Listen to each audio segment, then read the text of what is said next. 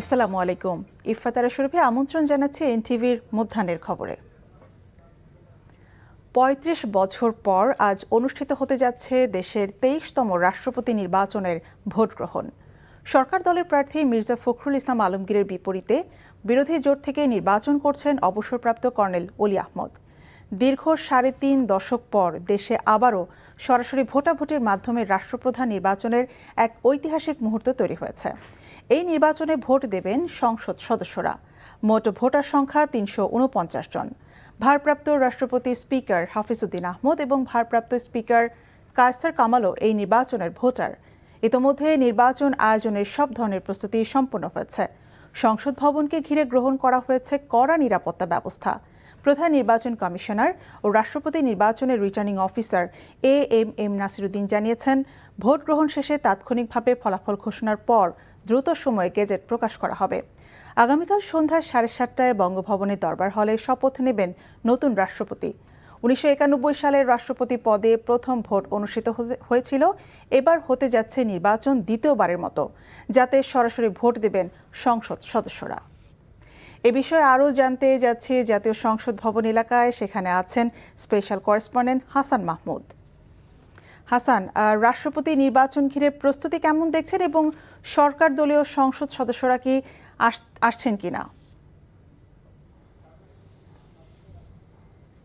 হ্যাঁ, আসলে সরকার দলীয় সংসদ সদস্য এবং বিরোধী দলীয় সংসদ সদস্য তাদের অনেকেই কয়েকজন ইতিমধ্যে আসা শুরু করেছেন। যদিও দুপুর 2টা থেকে নির্বাচন শুরু হবে।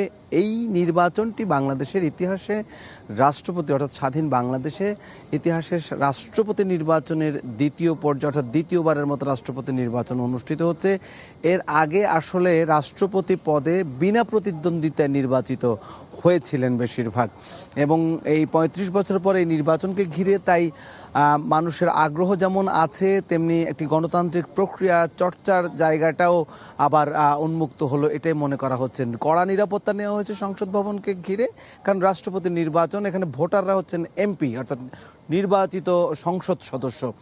আর দ্বিতীয় কথা হচ্ছে যে প্রধান নির্বাচন কমিশনার, যিনি আজকের এই নির্বাচনের প্রধান কর্তা, প্রধান নির্বাচন কমিশনার নাসিরউদ্দিন, তিনি আজকের এই অধিবেশন সভাপতিত্ব করবেন। কারণ সংসদ অধিবেশন চলমান না থাকায় এই অধিবেশন ডাকা হয়েছে রাষ্ট্রপতি নির্বাচনের জন্য, যেটি এমএম নাসিরউদ্দিন প্রধান রিটার্নিং কর্মকর্তা তিনি এই পরিচালনা করবেন। তিনি হয়তো কিছুক্ষণের মধ্যেই সংসদে এসে উপস্থিত হবেন। রাষ্ট্রপতি নির্বাচনটি যদিও সবাই জানে, কারণ এটি গোপন ব্যালট নয়, এটি উন্মুক্ত ব্যালট, যেখানে রাষ্ট্রপতি পদে যে সদস্য বলেছেন যে 249 জন যে ভোটার তাদেরকে ব্যালট দেওয়া হবে। সেই ব্যালটে তাদের নিজেদের নাম অর্থাৎ ভোট, তারা পছন্দের প্রার্থীকে ভোট দেওয়ার পর নিজেদের নাম কিন্তু সেখানে সই করবেন, এবং এই জন্য এটি জানা যায় যে কে কোথায় ভোট দিচ্ছেন। সেক্ষেত্রে বিএনপি মির্জা ফখরুল ইসলাম আলমগীর বিজয়ী হবেন এমনটাই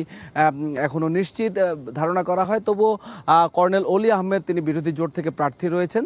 তো সব মিলিয়ে রাষ্ট্রপতি নির্বাচনের জন্য সংসদ সচিবালয় এবং যে কমিশন তারা পূর্ণাঙ্গভাবে প্রস্তুতি গ্রহণ করেছে এবং প্রস্তুত রয়েছে। রাষ্ট্রপতি নির্বাচনের আরও খবর জানতে এখন যাচ্ছি সংসদ ভবনে থাকা সিনিয়র করেসপন্ডেন্ট ইফতেখার রেজার কাছে। ইফতেখার, রাষ্ট্রপতি নির্বাচনকে ঘিরে নিরাপত্তা ব্যবস্থা আপনি কেমন দেখছেন?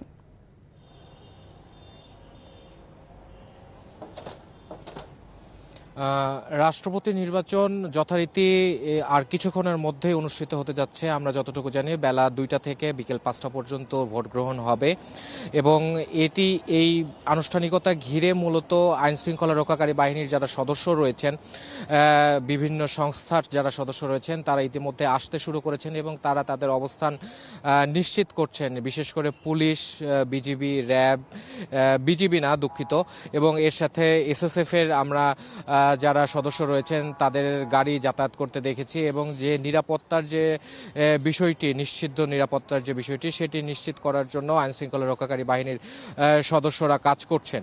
এবং আমি আপনাকে জানিয়ে রাখি যে আজকে সংসদ ভবনে ঢোকবার যে বিষয়টি বা যে যে প্রক্রিয়াটি থাকে এর জন্য আলাদা বিশেষ পাসের ব্যবস্থা করা হয়েছে এবং নির্ধারিত ব্যক্তি ছাড়া তারা এখানে ঢুকতে পারবেন না এবং যারা দাওয়াত প্রাপ্ত হবেন আজকের এই প্রক্রিয়া দেখার জন্য বা সাক্ষী হবার জন্য তারা শুধু আসতে পারবেন আজকে এই সংসদ ভবন এলাকায়। এবং আমি আপনাকে জানিয়ে রাখতে চাই যে আজকের যে রাষ্ট্রপতি নির্বাচন সেই রাষ্ট্রপতি নির্বাচনে মির্জা ফখরুল ইসলাম আলমগীর নিজেও ভোট দিতে পারবেন, তবে তার প্রতিদ্বন্দ্বী যিনি রয়েছেন জামাত জোট থেকে কর্নেল অলি আহমদ, তিনি সংসদ সদস্য না হবার কারণে তিনি ভোট প্রক্রিয়ায় অংশগ্রহণ করতে পারবেন না বলে আমরা জানতে পেরেছি। এবং আজকের যে ঐতিহাসিক মুহূর্ত সেটি মূলত ঘটতে যাচ্ছে প্রায় ৩৬ বছর পর। ১৯৯০ সালে ৯১ সালের নির্বাচনে রাষ্ট্রপতি নির্বাচন হয়েছিল এবং এর পরবর্তী সময়টিতে রাজনৈতিক দলগুলো তারা মূলত তাদের পছন্দের মনোনীত প্রার্থীদের নাম ঘোষণা করতেন, তবে এই রীতি ভেঙে এবার নতুন রীতিতে, যেটি সাংবিধানিক রীতি, সেই রীতিতেই এবার ভোট প্রক্রিয়ার মাধ্যমে রাষ্ট্রপতি নির্বাচিত হতে যাচ্ছে। তো এই ছিল সর্বশেষ। দর্শক, এই মুহূর্তে আমরা যাচ্ছি আমাদের আরেক সিনিয়র করেসপন্ডেন্ট নিয়ামুল আজিজ সাদেকের কাছে। সাদেক, রাষ্ট্রপতি নির্বাচনে ভোট দিতে বিরোধী দলীয় সংসদ সদস্যরা আসছেন কিনা এ ব্যাপারে সবশেষ তথ্য আমাদের জানান। হ্যাঁ সুরভি, বিরোধী দলীয় সংসদ সদস্যরা আছেন। কিছুক্ষণ আগে আমরা দেখেছি বিরোধী দলীয় চিফ হুইপ নাহিদ ইসলাম, যিনি এনসিপিরও প্রধানের দায়িত্বে আছেন, তিনি কিছুক্ষণ আগে এখানে আমাদের সাথে কথা বলেছেন। তিনি বলেছেন যদিও তারা জানেন যে তাদের 11 দলীয় প্রার্থী কর্নেল ডক্টর অলি আহমেদ তিনি পরাজিত হবেন, সেই বিষয়টা জেনেই তারা প্রার্থী দিয়েছেন। তাদের ভাষ্য মতে 70 অনুচ্ছেদের যে ফ্লোর ক্রসিং, সেই ফ্লোর ক্রসিংয়ের যে বিধানটি নিজ দলের বিরুদ্ধে ভোট দেওয়া যাবে না, সেটি যদি না থাকতো সেক্ষেত্রে তারা হয়তো বা এগিয়ে যেতে পারতেন, এই ধরনের একটি কথা বলছেন। একই সাথে তারা বলছেন তারা এই নির্বাচনে হেরে যাবেন জেনেও তারা অংশগ্রহণ করেছেন শুধুমাত্র বৃহত্তর গণতন্ত্রের স্বার্থে, যেন গণতান্ত্রিকভাবে কোনো একটি বিষয় বিনা ভোটে নির্বাচিত না হয়। বিনা ভোটের যে রেওয়াজগুলো এর আগে ছিল সেই রেওয়াজগুলো থেকে তারা বেরিয়ে আসতে চান, এই ধরনের কথা তারা বলেছেন। কিছুক্ষণ আগে তারা নাহিদ ইসলাম তিনি সাংবাদিকদের সামনে এই বক্তব্য দিয়েছেন এবং তিনি আশা করছেন যে ভবিষ্যতে যে সংবিধান, বাংলাদেশের যে গণভোট, সেই গণভোটের বিষয়টির আলোকে সংবিধান পরিবর্তন হবে, একই সাথে ফ্লোর ক্রসিং সহ অন্যান্য যে বিতর্কিত বিষয়গুলো রয়েছে সেগুলো সংশোধিত হবে, সত্যিকার অর্থে একটি গণতান্ত্রিক পরিবেশ বিদ্যমান হবে। একে একে আমরা দেখতে পাচ্ছি যে জামায়াত সহ অন্যান্য খেলাফত মজলিস বিরোধী দলের যারা রয়েছেন তারাও কিন্তু ভেতরে প্রবেশ করছেন, আজকে তারাও ভোট গ্রহণ দেবেন। আপনি নিশ্চয়ই জানেন এই ভোট গ্রহণ পদ্ধতিতে হচ্ছে উন্মুক্ত, যেটি আমরা অন্যান্য সময় দেখি না, যেটি কড়া গোপনীয়তার সাথে থাকে, কিন্তু এটি কিন্তু উন্মুক্ত। কে কাকে ভোট দিচ্ছেন সাথে সাথে জানা যাবে, দেখা যাবে। 5টা পর্যন্ত ভোট গ্রহণ চলবে, 2টা থেকে, এবং তার পরবর্তীতে ফলাফল নির্ধারিত হবে। যদিও অনেকটা নিশ্চিত করেই বলা যায় যে বিরোধী দলের পক্ষে যারা রয়েছেন তাদের সংখ্যা 100-র নিচে, যে কারণে যারা সরকারি দলে, বিশেষ করে মির্জা ফখরুল ইসলাম আলমগীর তিনি রাষ্ট্রপতি অনেকটা নির্বাচিত হবেন সেটি ধারণাই করা যায়। সুরভি, এতক্ষণ জাতীয় সংসদ ভবন এলাকা থেকে জানছিলাম রাষ্ট্রপতি নির্বাচনের খবর। চাঁদপুর কুমিল্লা আঞ্চলিক সড়কের হাজীগঞ্জ অংশে সড়কের পাশে গড়ে উঠেছে ময়লা আবর্জনার বিশাল স্তূপ। এতে একদিকে যেমন নষ্ট হচ্ছে সড়কের সৌন্দর্য, অন্যদিকে দুর্গন্ধ ও ময়লার কারণে ভোগান্তিতে পড়েছেন পথচারী ও স্থানীয় বাসিন্দারা। সড়কের পাশে এমন বর্জ্য জমে থাকলেও কার্যকর ব্যবস্থা না নেয়ায় ক্ষুব্ধ স্থানীয়রা। চাঁদপুর থেকে শরীফুল ইসলামের পাঠানো রিপোর্ট। এ যেন ময়লার ভাগাড়। চাঁদপুর কুমিল্লা আঞ্চলিক মহাসড়কের হাজীগঞ্জ অংশে অন্তত আধা কিলোমিটার এলাকা জুড়ে জমে আছে ময়লা আবর্জনার স্তূপ। রাস্তার পাশে দীর্ঘদিন ধরে পড়ে থাকা এসব ময়লা আবর্জনা থেকে ছড়াচ্ছে উৎকট দুর্গন্ধ। সামান্য বৃষ্টি হলে আবর্জনা সড়কে চলে আসে, ফলে চলাচল করা দায় হয়ে পড়ে স্থানীয়দের। পাশাপাশি এসব থেকে জীবাণু ছড়িয়ে পড়ার আশঙ্কাও রয়েছে। ময়লা গন্ধের কারণে স্কুলে যেতে পারি না, নাক বন্ধ করে স্কুলে যেতে হয়। দোকানে কাস্টমার বসতে পারতেছে না গন্ধের জন্য। এগুলা অনেক বাজে গন্ধ। এখানে হাজীগঞ্জ পৌরসভার লোক এগুলো কোনো হস্তক্ষেপ করে না, এগুলা অনেক কাজের কারণে আমরা রাস্তা করে চলতে পারি না। এসব দেখাশোনার দায়িত্ব যাদের, তারা বরাবরের মতোই আশ্বাসের বাণী শোনালেন। প্রতিষ্ঠার পর থেকে অদ্যাবধি কোথাও স্থায়ী ডাম্পিং ইয়ার্ড বা ময়লা আবর্জনা ফেলার জন্য স্থায়ী বন্দোবস্ত করা যায়নি। তো আমরা প্রশাসক হিসেবে দায়িত্ব নেওয়ার পর থেকে এ ব্যাপারে কাজ করছি। খাস জমি আমাদেরকে দেওয়ার জন্য প্রক্রিয়া চলছে এবং আমরা সেটিতে একটি রাস্তা করার জন্য কাজ শুরু করেছি। ভুক্তভোগীদের দাবি দ্রুত এসব বর্জ্য অপসারণ করা হোক, পাশাপাশি ব্যবস্থা নেওয়া হোক নির্দিষ্ট স্থানে ময়লা ফেলার। NTV news desk. সৌদি আরবের মক্কায় ৪৬তম কিং আব্দুল আজিজ আন্তর্জাতিক কোরআন প্রতিযোগিতায় চতুর্থ গ্রুপে প্রথম হয়েছেন বাংলাদেশি হাফেজ নুরুদ্দিন জাকারিয়া। এছাড়াও ৩০ পারা গ্রুপে তৃতীয় স্থান অধিকার করেছেন হাফেজ মাহমুদুল হাসান আশরাফি।